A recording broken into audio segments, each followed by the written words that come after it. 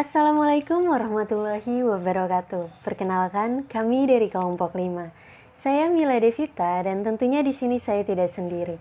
Saya bersama rekan-rekan saya yaitu Saya Riza Rahmayuni dan rekan saya. Dan saya Marisa Stefani.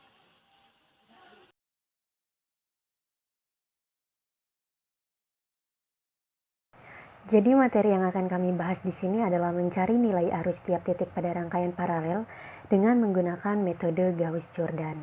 Latar belakang dari permasalahan ini adalah di mana banyaknya permasalahan fisika tentunya dapat diselesaikan dengan bahasa pemrograman MATLAB. Ada beberapa jenis metode yang dapat dilakukan. Nah, salah satunya ini yang kerap digunakan adalah metode Gauss-Jordan. Di sini kami mencoba menggunakan program untuk mencari dan menghitung nilai arus tiap titik rangkaian pada paralel, di mana nilai tahanan resistor dan tegangannya itu telah diketahui. Nah, ketika nilai arusnya sudah didapatkan, maka kita akan membandingkan hasil yang telah didapatkan dari running program dan juga hasil dari cara manual dengan hukum Kirchhoff. Identifikasi dari masalah ini adalah di mana nilai arus pada rangkaian paralel dengan perhitungan manual dengan hukum Kirchhoff sama dengan nilai arus pada rangkaian paralel dengan metode Gauss-Jordan. Kemudian tentunya kita juga membatasi masalah ini, di mana kita hanya membatasi masalah tugas akhir ini pada mencari nilai arus pada tiap titik tentunya pada rangkaian paralel dengan menggunakan metode Gauss-Jordan. Kemudian rumusan masalah dari permasalahan materi kita ini adalah mencari nilai arus pada rangkaian paralel dengan metode Gauss-Jordan menggunakan bahasa pemrograman MATLAB. Kemudian yang kedua adalah membandingkan hasil perhitungan program dengan hasil perhitungan secara manual dengan hukum Kirchhoff. Yang ketiga adalah keunggulan dan juga kelemahan dari metode Gauss-Jordan ini. Baik, selanjutnya landasan teori yang pertama adalah hukum Kirchhoff. Mengapa hukum Kirchhoff? Karena hukum Kirchhoff ini merupakan salah satu teori elektronika untuk menganalisis lebih lanjut tentang rangkaian elektronika. Dengan hukum Kirchhoff ini, kita dapat menganalisa lebih lanjut tentang arus yang mengalir dalam rangkaian dan juga tegangan yang terdapat pada titik-titik rangkaian elektronika tersebut. Hukum Kirchhoff ini berlaku untuk menganalisis rangkaian loop tertutup seperti pada contoh rangkaian yang telah Hukum Kirchhoff ini dikenal dengan dua teori yang dapat digunakan untuk analisis rangkaian elektronika, yaitu hukum Kirchhoff arus atau bisa kita sebut juga dengan KCL, dan juga hukum Kirchhoff tegangan atau bisa kita sebut juga dengan KVL. Hukum Kirchhoff arus atau KCL ini dirumuskan sebagai sigma in sama dengan 0. Selanjutnya kita masuk ke metode Gauss-Jordan. Metode Gauss-Jordan ini merupakan metode yang paling awal yang digunakan untuk menyelesaikan sistem persamaan linear. Prosedur penyelesaian metode ini adalah membuat elemen-elemen matriks yang merupakan representasi koefisien variabel dari sistem persamaan linear menjadi matriks identitas. Ada beberapa langkah yang harus dilakukan. Di antaranya yang pertama adalah jika matriks entry-nya 0 semua, maka tidak ada penyelesaian. Kemudian yang kedua adalah mencari kolom dari kiri yang berisi entry tidak 0.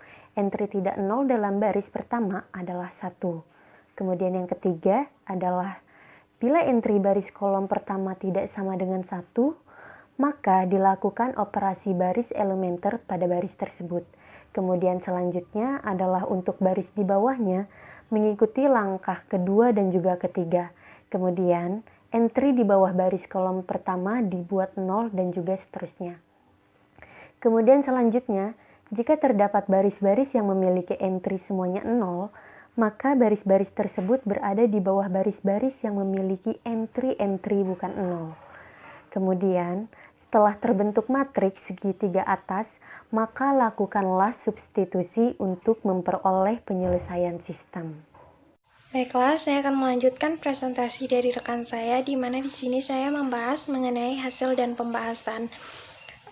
Dapat kita lihat pada slide, yaitu gambar rangkaiannya. Di sini kita mencari kuat arus pada masing-masing cabang pada rangkaian Jika diketahui nilai hambatan R1-nya sama dengan 2 ohm, nilai hambatan R2-nya sama dengan 6 ohm, nilai hambatan R3-nya sama dengan 3 ohm, dan untuk nilai tegangan V1-nya sama dengan 12 volt, dan tegangan V2-nya sama dengan 8 volt. Nah, dari persamaan yang telah dijabarkan oleh rekan saya, maka persamaan itu dapat kita susun kembali menjadi persamaan berikut.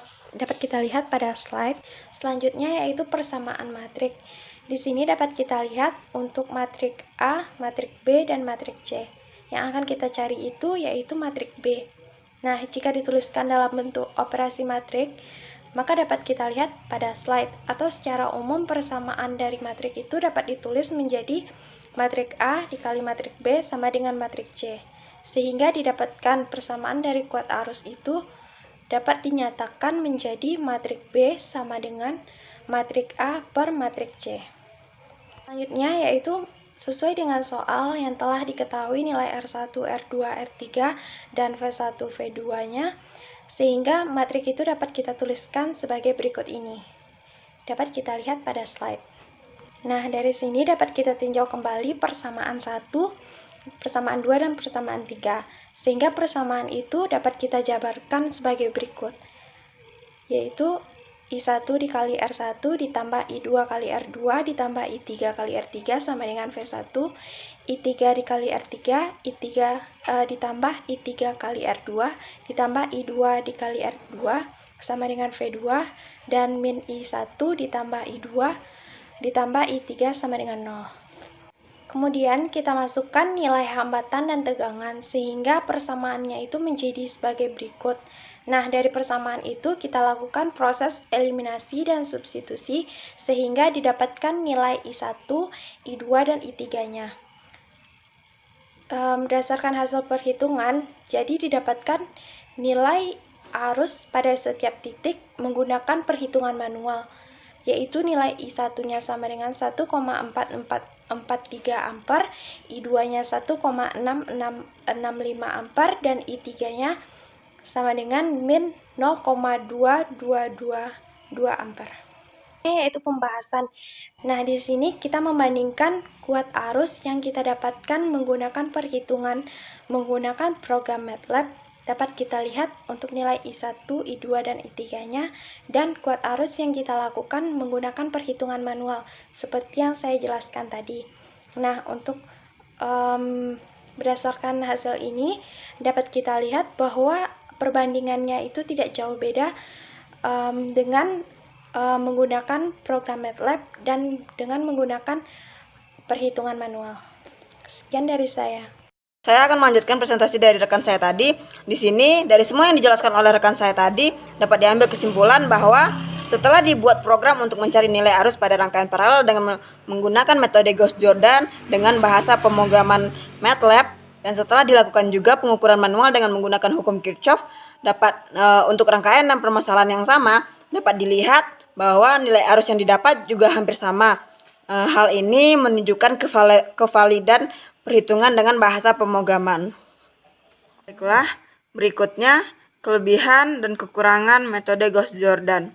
Yang pertama, kelebihan. Kelebihannya di sini yang pertama mengubah sistem persamaan linear menjadi matriks identitas yang sederhana. Berikutnya, dapat menyelesaikan persamaan dengan matriks inverse. Ketiga, mudah dalam menyelesaikan persamaan dengan banyak variabel. Yang keempat, dapat mengurangi kesalahan dalam perhitungan.